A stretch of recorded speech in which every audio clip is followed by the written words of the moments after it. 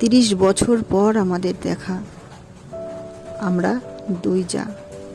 সবাই বলতো আমরা যমজ বোন। ও বৃষ্টি, আমি বর্ষা। দেখতেও নাকি একই রকম ছিলাম। আমরা একসাথে প্রায় 20 বছর কাটিয়েছি। কত মিল ছিল আমাদের, তা দেখে লোকের হিংসে হতো। আমাদের দুজনের একটি করে মেয়ে, 3 মাসের ছোট বড়। ও স্কুলে দিয়ে এলে আমি নিয়ে আসতাম, পরের দিন আমি স্কুলে নিয়ে যেতাম, ও নিয়ে আসতো।